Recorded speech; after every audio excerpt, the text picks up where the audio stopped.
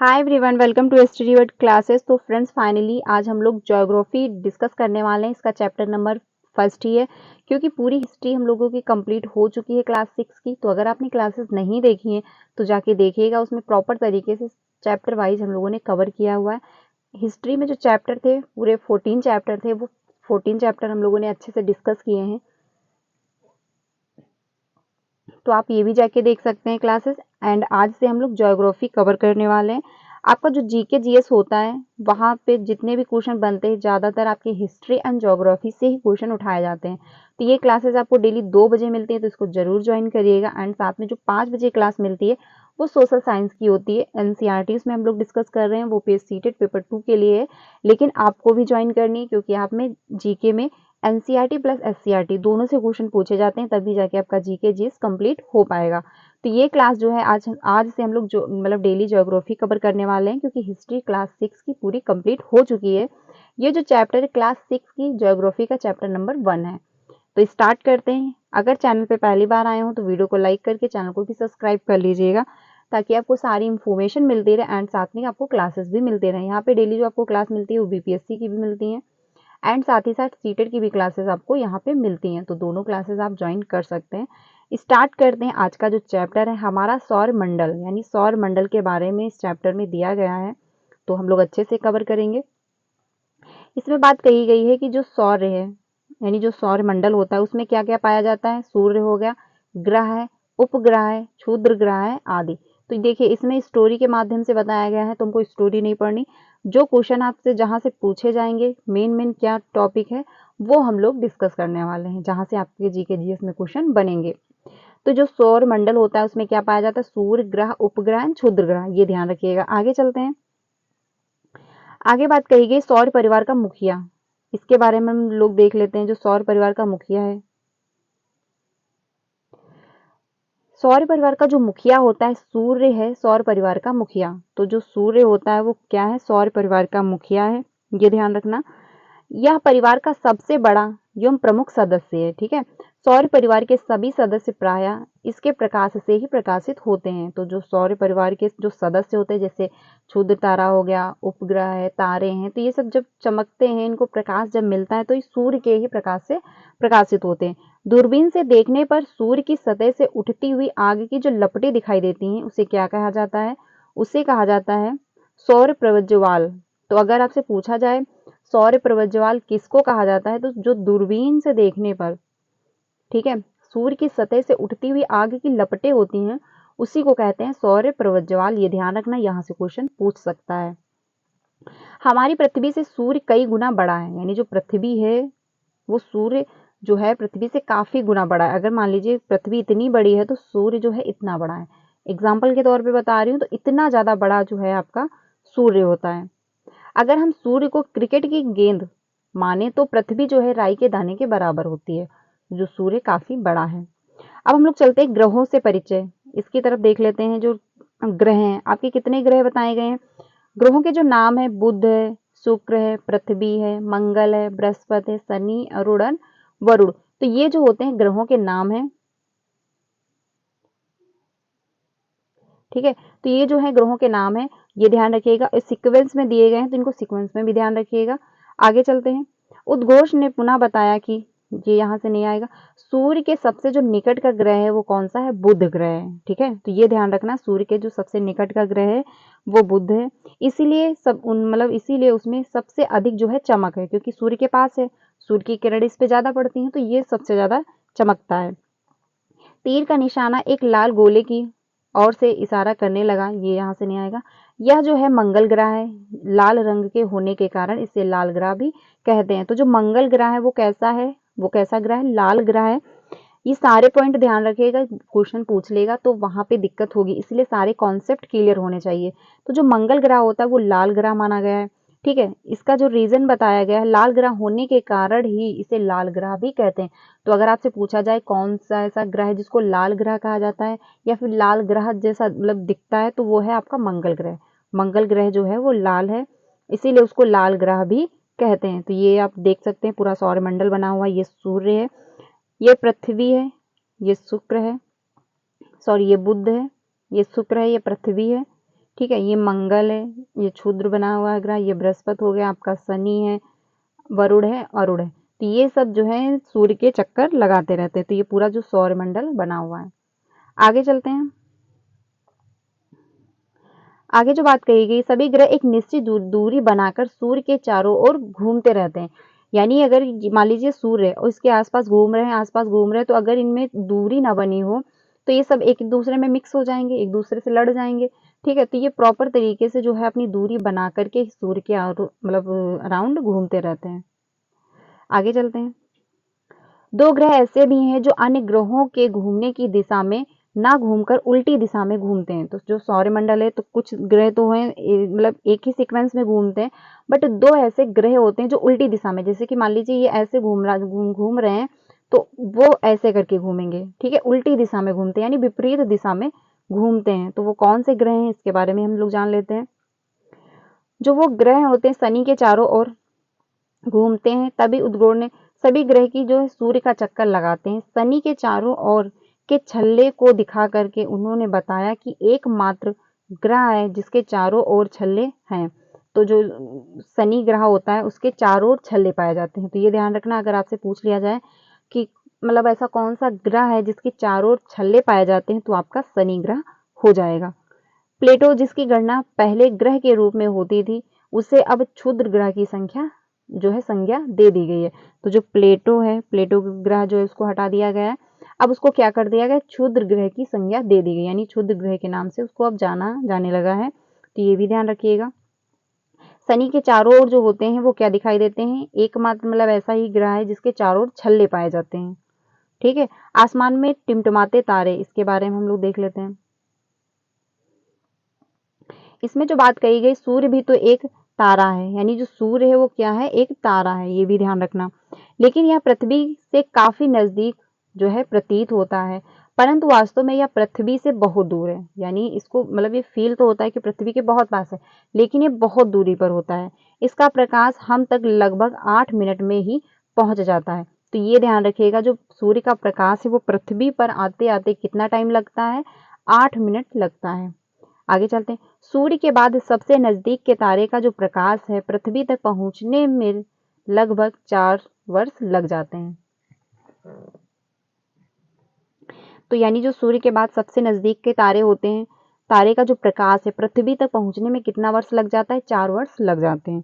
तो ये 8 मिनट ध्यान रखिएगा, जो सूर्य का प्रकाश है वो पृथ्वी पर आने में 8 मिनट लगता है। अब हम लोग चलते हैं पृथ्वी हमारा घर, इसके बारे में देख लेते हैं। इसमें जो बात कही गई है कि वायुमंडल में प्रकाश की किरणें परिवर्तित होती हैं तथा समुद्र की सतह से नीले रंग का जो है परावर्तन सर्वाधिक होता है। पृथ्वी का 71% भूभाग जल से घिरा है। तो अगर पूछा जाए पृथ्वी पर कितना पानी है, 71% जो है वो पानी पाया जाता है पृथ्वी पर, यानी भूभाग जो है इससे घिरा हुआ है। तथा मात्र 32% जो है वो स्थल है, यानी 32% जो है वो स्थल पाया जाता है, 71% जो है वो पानी पाया जाता है पृथ्वी पर। तो ये ध्यान रखिएगा। एवं जलीय भाग से अधिक रहने के कारण प्रकाश का जो है मतलब परावर्तन अधिक होता है, जिससे यह जो है नीला ग्रह दिखाई देता है। तो पृथ्वी को क्या कहा जाता है, नीला ग्रह भी कहा जाता है। मंगल ग्रह को लाल ग्रह कहते हैं। तो ये ध्यान रखिएगा कि कौन सा ग्रह है, जो उसमें क्या उसकी विशेषता है।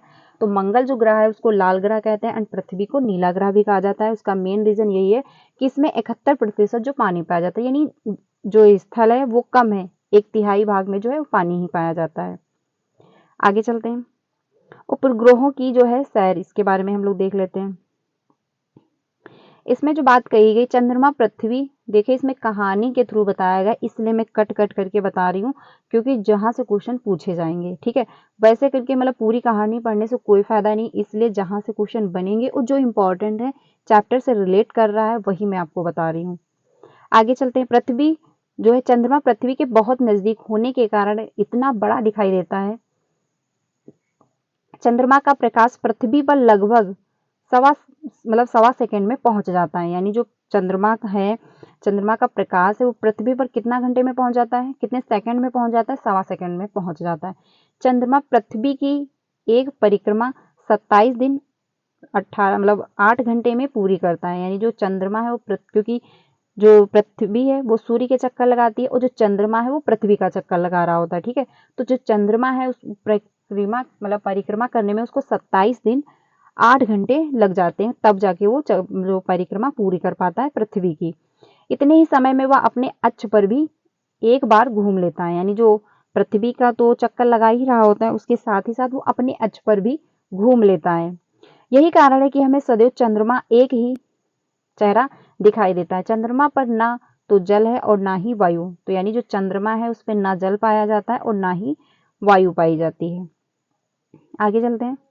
यह दिन में बहुत अधिक गर्म और रात में बहुत अधिक ठंडा रहता है, यानी दिन में तो बहुत ज़्यादा गर्म रहता है और रात में बहुत अधिक ठंड रहता है। तो अगर आपसे पूछा जाए क्या चंद्रमा पे जल एंड वायु पाई जाती है, तो नहीं पाई जाती है, ये ध्यान रखिएगा। और साथ ही साथ ये दिन में बहुत ज़्यादा गर्म रहता है और रात में बहुत ज़्यादा ठंडा भी हो जाता है। इसका धरातल जो है ऊबड़ खाबड़ है, ठीक है, यानी समतल नहीं पाया जाता है और इस पर मिट्टी भी नहीं है, यानी वहाँ पे ना मिट्टी है, ना जल है, ना वायु है। सभी उपग्रह अपने ग्रह के चारों ओर घूमते रहते हैं। कुछ ग्रहों के तो कई कई उपग्रह हैं, यानी जो ग्रह होते हैं उनके साथ साथ उनके उपग्रह भी होते हैं। जैसे पृथ्वी का उपग्रह क्या है, चंद्रमा है। ठीक है, आगे चलते हैं। और किसी को भी और किसी को एक और किसी को एक भी नहीं है, मतलब कुछ ऐसे ग्रह हैं जिनके एक भी उपग्रह नहीं है। अकेले बृहस्पति के जो है 63 तथा शनि के 62 उपग्रह हैं। तो सबसे ज्यादा किसके हैं, बृहस्पति एंड शनि के उपग्रह हैं। तो ये ध्यान रखना कि अगर आपसे पूछा जाए सबसे अधिक जो है उपग्रह किसके हैं, तो बृहस्पति के हैं और उसके बाद आपके शनि ग्रह के हैं। ठीक है, तो ये ध्यान रखना, इसके 63 हैं और इसके 62 हैं। बुध और शुक्र का कोई उपग्रह नहीं है। तो ये सारे जो पॉइंट है, ऐसे क्वेश्चन में आपको देखने को मिलेंगे। तो ये ध्यान रखना, जो सारे डाउट है वो क्लियर रखिएगा, सारे कॉन्सेप्ट क्लियर रखिएगा कि जो बुध और शुक्र है इसके कोई उपग्रह नहीं है। बृहस्पति और शनि के जो है, बृहस्पति के सबसे ज्यादा उपग्रह पाए गए हैं, 63 उपग्रह हैं, और जो शनि के हैं 62 उपग्रह हैं। ठीक है, शनि ग्रह को जो है टाइटन सबसे बड़ा उपग्रह है, यानी जो टाइटन है वो सबसे बड़ा उपग्रह माना गया है शनि का। उपग्रहों का भी अपना प्रकाश नहीं होता है, ये सूर्य के प्रकाश से ही चमकते हैं। तो जो उपग्रह होते हैं उनको उनका भी खुद का प्रकाश नहीं होता है, वो भी जो चमक रहे हैं वो सूर्य के प्रकाश से ही चमकते हैं। ठीक है, अब हम लोग चलते हैं आगे। इसमें जो बात कही गई, इसी के साथ उद्घोष ने सभी दर्शकों को तारामंडल पहुंचकर सौर परिवार की वैज्ञानिक जानकारी प्राप्त करने के लिए धन्यवाद दिया और कहा कि सभी खगोलीय घटनाएं वैज्ञानिक दृष्टिकोण से समझना और जानना चाहिए, ना कि परंपरागत एवं अंधविश्वासों से। मतलब इनका कहने का ये है कि जो आखिर हो रहा है, तो ये नहीं कि धर्म से जोड़ दिया जाए। ठीक है, वैज्ञानिक तौर पे देखिए कि हाँ, तर्क वितर्क करिए, आखिर ऐसा है तो क्यों है। ठीक है, तो ये इसमें बात कही गई है। आगे चलते हैं। आगे जो बात हुई है इसमें बात कही गई, उन्होंने बताया सौर परिवार में तारों, ग्रहों और उपग्रहों के अतिरिक्त बहुत सारे छोटे छोटे पिंड भी सूर्य का चक्कर लगाते हैं। तो ये नहीं है कि तारे और उपग्रह हुए और ग्रहों ही जो ग्रह हैं, तारे हैं और उपग्रह हैं, यही सूर्य का चक्कर लगाते हैं, ये नहीं है। इसके साथ साथ जो है छोटे छोटे पिंड होते हैं वो भी सूर्य का चक्कर लगाते हैं। आगे चलते हैं। इन्हें कहा क्या जाता है, इन्हें क्षुद्र ग्रह कहा जाता है। तो ये भी ध्यान रखिएगा, जो छोटे छोटे पिंड होते हैं जो सूर्य के चक्कर लगा रहे होते हैं उसको क्या कहते हैं, क्षुद्र ग्रह कहते हैं। ये मंगल एवं बृहस्पति की कक्षाओं के बीच होते हैं। तो ये किसके बीच पाए जाते हैं, मंगल और बृहस्पति की कक्षाओं के बीच। खगोलविदों का मानना है कि ये ग्रह के ही टूटे हुए भाग हैं, यानी जो खगोल विद्वान है वो क्या कहते हैं कि जो ये टूटे हुए छोटे छोटे पिंड हैं, ये ग्रह के ही टूटे हुए भाग हैं जो आकाश में इधर उधर घूमते रहते हैं। सबसे बड़ा क्षुद्र ग्रह सिरसा है, शीर्ष है। तो ये ध्यान रखिएगा, सबसे बड़ा जो क्षुद्र ग्रह कौन है, वो शीर्ष है। अब बात कर लेते हैं ग्रहों की परिक्रमा अवधि एवं उपग्रहों की संख्या का विवरण। तो ये दिया गया है, ये जो तालिका बनी हुई है ये काफी इंपॉर्टेंट है, ध्यान रखिएगा, इसको अच्छे से समझ लीजिएगा और शायद अगर हो सके तो इसको नोट भी कर लेना। अब इधर जो दिए गए हैं वो ग्रहों के नाम दिए गए हैं, घूर्णन का समय यानी अपने ही कक्ष पे वो जो घूमते हैं तो कितना टाइम लगाते हैं, और उसके साथ साथ जो परिक्रमा कर रहे होते हैं यानी परिभ्रमण कर रहे होते हैं, यानी कि सूर्य के चारों ओर जब घूम रहे होते तो कितना समय लगता है, और साथ में ये भी बताया गया उपग्रहों की संख्या कितनी है। तो ये यहाँ पे आपको सारी चीजें मिल रही हैं, तो ये अच्छे से समझ लीजिएगा। अब बात कर लेते हैं जो बुध है, क्योंकि सूर्य के सबसे नजदीक का ग्रह जो है बुध ही है। जो बुध है अपने ही अक्ष पर कितना टाइम लगा देता है घूमने में? 58.6 दिन, मतलब इतना इसका टाइम लग जाता है। जो सूर्य है, पूरे ऐसे ही डिटेल में पहले समझते हैं, यानी जो बुध है उसको कितना अपने अक्ष पे घूमने में समय लगता है? 58.6 दिन। और जो सूर्य का चक्कर लगाने में इसको इतना टाइम लगता है 87.97 दिन। और इसके जो उपग्रह हैं वो शून्य है, यानी उपग्रह कोई भी नहीं है। ठीक, अब चलते हैं शुक्र। शुक्र जो है इसको 243 दिन लगते हैं अपने ही अक्ष पर घूमने में। और जो सूर्य का चक्कर लगाने में इसको जो टाइम लगता है 224.7 दिन लगते हैं। इसका भी कोई उपग्रह नहीं है, यानी शून्य है। पृथ्वी की बात कर लेते हैं। पृथ्वी जो है 23.9, यानी इसको एक दिन लग जाता है अपने अक्ष पर, 24 घंटे लग जाते हैं घूमने में। ठीक है, तो ये ध्यान रखना।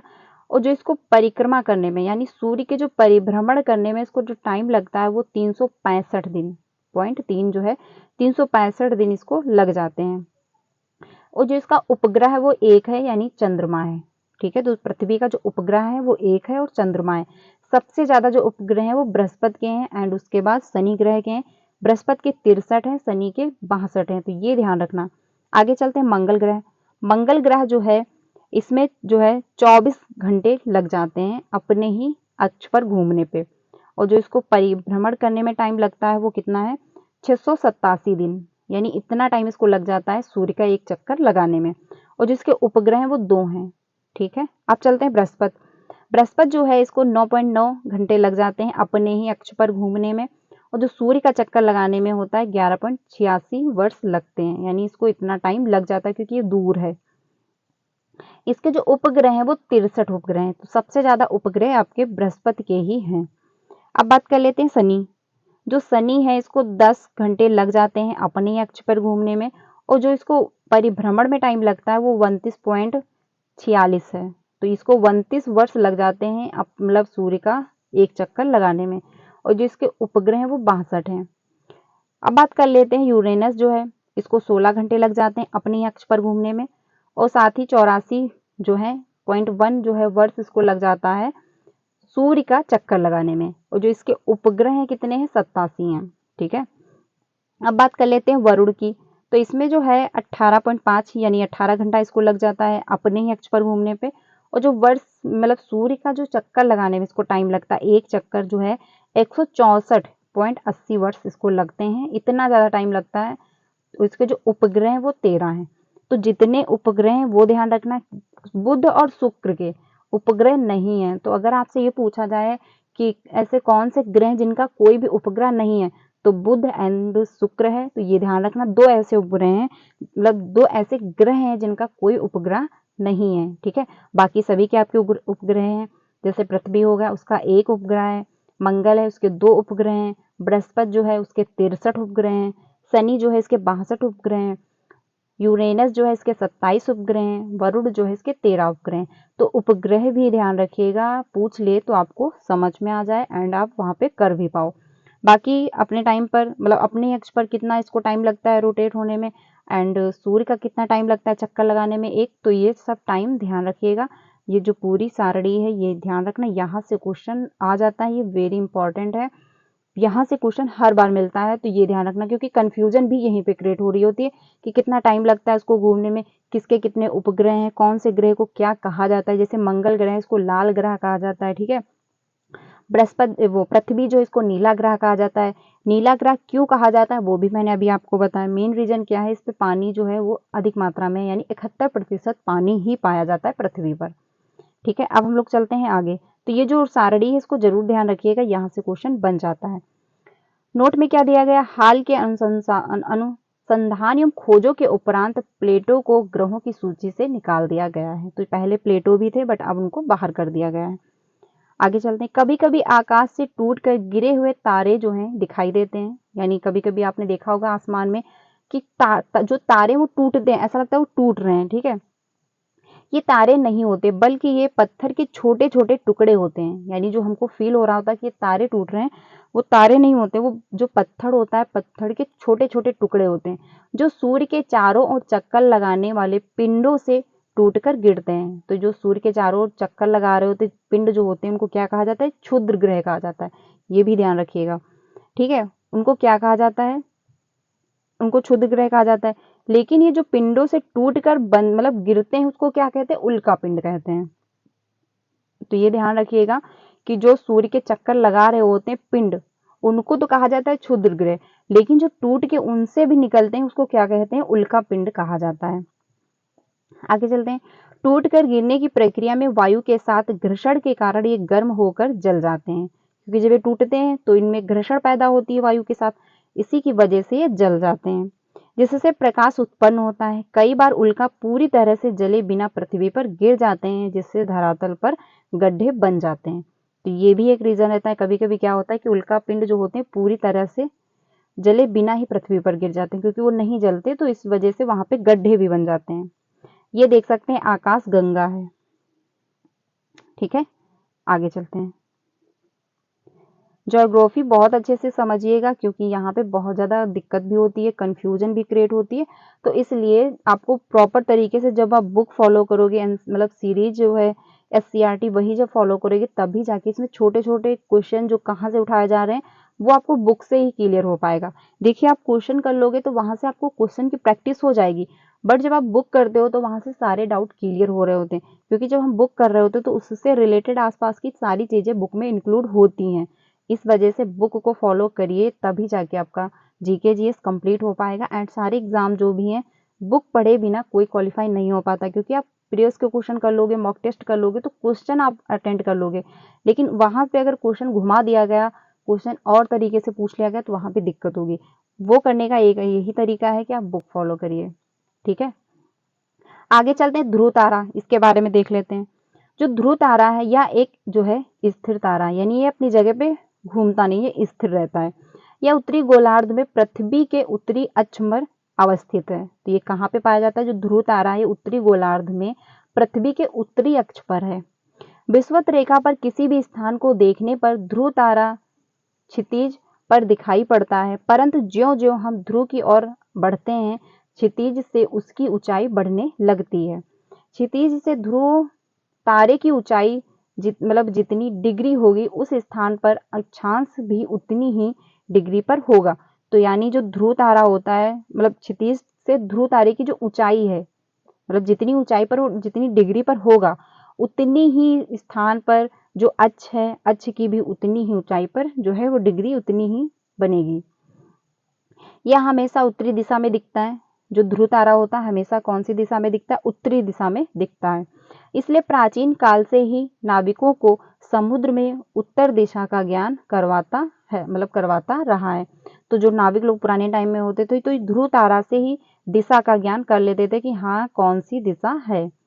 अब आगे चलते हैं। तारों के कई विशेष समूह हैं। जब पृथ्वी सूर्य की परिक्रमा करती है तो सूर्य विभिन्न तारा समूहों के बीच जो है नजर आता है। ऐसे समूहों की जो संख्या है वो 12 है। ठीक है, आगे चलते हैं। इन्हें हमें राशि भी कहते हैं, यानी जो ये संख्याएं बताई गई हैं 12, उनको राशि भी कहा जाता है। इन राशियों में जो तारे हैं वो किसी न किसी आकृति की तरह नजर आते हैं। इन्हीं आकृतियों के नाम पर इन राशियों के नाम दिए गए हैं, यानी जो आकृतियां नजर आती हैं उसी की आकृतियों को देख करके इनको नाम दिए गए हैं। ये जो नाम है वो कौन से, मेष हो गया, वृष है, मिथुन है, कर्क है, सिंह है, कन्या है, तुला है, वृश्चिक है, धनु है, मकर है, कुंभ है तथा मीन। तो ये इतनी राशियां बताई गई हैं, कितनी है, 12 राशि हैं। आगे चलते हैं। पृथ्वी के चारों ओर विभिन्न तारों का समूह है, यानी जो पृथ्वी है उसके चारों ओर विभिन्न तारों का समूह पाया जाता है, जिनकी संख्या जो है 27 है। ठीक है, आगे चलते हैं। चांद को पृथ्वी की परिक्रमा करने के दौरान तारों के इन समूहों के सामने से गुजरना पड़ता है। तो जो चांद होता है वो पृथ्वी की परिक्रमा करने के दौरान क्या होता है, इन समूहों से होकर उसको गुजरना पड़ता है। इन तारों के समूह को नक्षत्र कहते हैं। तो ध्यान रखिएगा, जो तारे के समूह बन होते हैं उनको क्या कहा जाता है, उनको नक्षत्र कहते हैं। ये नक्षत्र इस प्रकार के हैं: अश्विनी, भरणी, कृतिका, रोहिणी, मृगशिरा, मतलब मृगशिरा, आर्द्रा, पुनर्वसु, पुष्प, अश्लेषा, माघा, पूर्वा, फाल्गुनी, उत्तर फाल्गुनी, हस्त, चित्रा, स्वाति, विशाखा, अनुराधा, ज्येष्ठी, मूल, पूर्वा, आषाढ़, उत्तराषाढ़, श्रावण, घनिष्ठा, तच्छ, मतलब शतभिषा, पूर्व भाद्रपद, उत्तर भाद्रपद एवं रेवती। तो इतने ज़्यादा हैं ये जो इनके नाम दिए गए, ये नक्षत्र हैं। ये सूर्य ग्रह का जो समूह होता है वो नक्षत्र होते हैं और ये इतने सारे नाम हैं, इसमें जो है वो 27 हैं। ठीक है, आगे चलते हैं। पृथ्वी इनमें से प्रत्येक नक्षत्र को 14 दिनों में पार कर लेती है। यानी जो एक नक्षत्र होता है उसको कितने दिनों में पार करती है? वो 14 दिनों में उसको पार कर लेती है। इसलिए नक्षत्रों की जो अवधि है वो 14 दिनों की ही होती है। यानी जो नक्षत्र होते हैं वो कितने होते हैं? 14 दिनों की ही उनकी अवधि होती है। ज्योतिषी के विद्वान मानते हैं कि नक्षत्र और मौसम में गहरा संबंध है। एक नक्षत्र में मौसम की दशा देख करके दूसरे नक्षत्र में मौसम का पूर्वानुमान भारतीय ज्योतिष की परंपरा रही है। तो ये लोग क्या करते हैं, जो ज्योतिष हैं ये लोग क्या मानते हैं कि नक्षत्र और मौसम का गहरा संबंध है। यानी जो मौसम बदलता रहता है ये नक्षत्र के ही माध्यम से बदलता है। ठीक है, उसी के अनुसार ये पूर्वानुमान भी लगा लेते हैं। आगे चलते हैं। अब बात कर लेते हैं आकाशगंगा तारों की नदी, इसके बारे में। इसके अलावा ब्रह्मांड में अनेक आकाशगंगा भी हैं। यानी जो तारे हो गए, क्षुद्र ग्रह हो गए, उपग्रह हैं, तो इन बारे में देख लिया। उल्का पिंड है, तो ये सब है, मतलब ये सब तो होते ही हैं, बट इसके साथ साथ क्या होता है, आकाशगंगा में मतलब ब्रह्मांड में आकाशगंगा भी होती है। गोविंद ने पूछा ये आकाशगंगा क्या है, मतलब जो एक बच्चा है वो पूछ रहा है अपने पिता से। तो इसमें जो बात कही गई है, कहीं कहीं रास्ते की तरह दूर तक असंख्य तारों की फैली चौड़ी सफेद चमकदार पट्टी होती है। इसकी कल्पना आकाश में प्रकाश की एक बहती नदी की तरह की गई है, इसे ही आकाशगंगा कहते हैं। तो आकाशगंगा किसे कहा जाता है, मतलब ये क्या होता है, कहीं कहीं रास्ते की तरह दूर तक असंख्य तारों की फैली चौड़ी सफेद पट्टी होती है। यानी बहुत सारे तारे एक साथ मिले हुए होते हैं और सफेद, क्योंकि तारे चमकते हैं वाइट ही कलर, तो वो सफेद प्रकार की जो चौड़ी पट्टी नजर आती है उसी को हम आकाशगंगा कहते हैं। यानी एक समूह में बहुत सारे जो तारे हैं वो चमकते हैं, उसी को कहते हैं। अब हम लोग चलते हैं सप्तऋषि तारों का जो समूह है। सप्तऋषि क्या होता है, उत्तर दिशा में 7 तारों का एक समूह नजर आएगा जिसे सप्तऋषि नाम से जाना जाता है। तो किस तरफ ये दिखता है, कौन सी दिशा में? उत्तर दिशा में दिखता है। इसी को जो मतलब क्योंकि समूह में दिख रहा होता है इसीलिए इसको सप्तऋषि तारामंडल कहा जाता है। भारतीय विद्वानों ने इसका नामकरण ऋषियों के नाम पर किया, जो इस प्रकार है। जो ऋतु है, फुलक हो गया, पुलस्त्य है, अत्रि, वरिष्ठ, अग्नि मतलब अग्रिया, योम, मरीचि। तो ये जो नाम दिए गए थे इनको क्या कहा गया, ऋषियों के नाम पर रखा गया। यूनानी ग्रंथों में इसे alpha, beta, gamma, delta, epsilon, एटा एवं डेटा कहा जाता है। तो यानी जो यूनानी ग्रंथ है उसके आधार पर यह कहा गया, बाकी जो ऋषि लोग थे वो अपना अलग इन्होंने नाम दिया। ऋतु एवं पुलह को मिलाने वाली रेखा जो होती है उत्तर दिशा का सूचक है। यानी जो ऋतु एवं पुलह होते हैं उनको मिलाने वाली जो रेखा है उसको क्या कहते हैं, उत्तर दिशा का वो सूचक है। तो ये जो बने हुए ये सप्तऋषि तारामंडल है, ये आप लोग देख सकते हैं एक ही सीक्वेंस में बने हुए ऐसे करके फिर ऐसे। ठीक है, तो ये होता है एक सप्तऋषि तारामंडल जो यहाँ पे भी बना हुआ है, ये ऐसे करके। ठीक है, तो इसको कहते हैं सप्तऋषि तारामंडल। आगे चलते हैं। तो आगे ये क्वेश्चन दिए गए हैं, मतलब चैप्टर से रिलेटेड ये क्वेश्चन होते हैं। अभ्यास भी, राशियों की संख्या कितनी है, तो आपको अभी बताया गया 27 होती है। सूर्य की आकृति कैसी होती है, तो सूर्य की आकृति कैसी, गोल है या फिर चिपटी या फिर वर्गाकार है या फिर आयताकार है, तो ये आप लोग कमेंट में बताइएगा क्योंकि इसी चैप्टर से रिलेटेड ये क्वेश्चन है। सौर परिवार का मुखिया कौन होता है, तो अभी मैंने आपको बताया था। तो ये जो क्वेश्चन है इसके सारे कमेंट में आंसर दीजिएगा कि हाँ कौन सा क्या है। इससे ये हो जाएगा कि आपको समझ में आएगा कि हाँ क्वेश्चन जो है वो कैसे बनते हैं और इसका आंसर क्या होगा। ठीक है, ग्रहों की संख्या कुल कितनी है, तो ये भी आप लोग कमेंट में बताना कितनी है। सप्तऋषि तारों की जो है तारों का समूह है, उसमें कितने तारे पाए जाते हैं, जो सप्तऋषि तारामंडल होता है उसमें कितने तारों का समूह, ये आपको बताना है। साथ ही साथ जो है ये मतलब है पृथ्वी का जो पृथ्वी एक नक्षत्र को डैश डैश दिनों पर पार कर लेती है। तो यानी पृथ्वी होती है वो एक नक्षत्र को कितने दिनों में पार कर लेती है, 14 दिनों में पार कर लेती है, अभी मैंने आपको बताया था। विषुवत रेखा पर ध्रुव तारा डैश डैश पर दिखाई पड़ता है, ये आपको बताना है। मंगल और डैश डैश ग्रह के बीच ध्रुव तारे पाए जाते हैं, तो किसके बीच ध्रुव तारे पाए जाते हैं ये भी मैंने अभी आपको बताया था। बृहस्पति के डैश डैश उपग्रह हैं, तो बृहस्पति के कितने उपग्रह हैं, अभी मैंने आपको बताया था सबसे ज्यादा इसी के उपग्रह हैं, 63 उपग्रह हैं। ठीक है, 63 उपग्रह हैं। उसके बाद किसके हैं, शनि के हैं, उसमें कितने हैं 62 यानी 62 उपग्रह हैं। तो ये भी ध्यान रखिएगा। सूर्य का प्रकाश पृथ्वी पर डैश डैश में पहुंचता है यानी कितना टाइम लगता है, वो भी आपको बताना है कमेंट में। अगला जो क्वेश्चन है, सूर्य से दूरी के अनुसार विभिन्न ग्रहों के नाम लिखे। तो मैंने स्टार्टिंग में ही आपको सारे ग्रह बताए थे एंड सीक्वेंस में बताया था कि बुध मंगल बुध, जो मतलब वो बुध मंगल बृहस्पति शुक्र शनि जो थे वो सीधे सीक्वेंस में आपको बताने हैं। सूर्य से सबसे नजदीक का ग्रह क्या है वो आपको बताना है। सौर मंडल का सबसे बड़ा ग्रह कौन सा है ये भी आपको कमेंट में बताना। तो ये जो सारे क्वेश्चन है आप लोग कमेंट में बताइएगा कि कौन सा जो ग्रह है क्या है। इससे ये हो जाएगा कि आपको एक बार रिवीजन हो जाएगा कि हाँ यहाँ से क्वेश्चन कैसे पूछे जा रहे हैं। ठीक है, तो ये जो चैप्टर था ये इंपॉर्टेंट है क्योंकि पहला ही सौर मंडल से क्वेश्चन हर बार पूछे जाते हैं, तो अच्छे से रिवीजन कर लीजिएगा। कल हम लोग चैप्टर नंबर 2 डिस्कस करेंगे, ऐसी पूरी ज्योग्राफी मतलब चैप्टर वाइज डिस्कस कर लेंगे। फिर लास्ट में हम लोग PYQ क्वेश्चन भी करने वाले हैं क्योंकि पहले आपका जो है एग्जाम BPSC का है, उसके बाद आपका सीटेट का एग्जाम है। तो मिलते हैं नेक्स्ट क्लास में। क्लास अच्छी लगी तो उसको लाइक जरूर करिएगा एंड पहली बार आए हो तो सब्सक्राइब कर लीजिएगा ताकि आपको सारी क्लासेस मिलती रहें। बाकी जो भी इंफॉर्मेशन आती है आपको यहाँ से बता दी जाती है। तो मिलते हैं नेक्स्ट क्लास में, तब तक के लिए ध्यान रखिएगा। क्लास अच्छी लगी हो तो उसको लाइक जरूर करिएगा एंड सारे जो क्वेश्चन मैंने अभी आपको दिखाए हैं तो इसका आंसर कमेंट में जरूर दीजिएगा। मिलते हैं नेक्स्ट क्लास में, तब तक के लिए ध्यान रखिएगा। Thank you.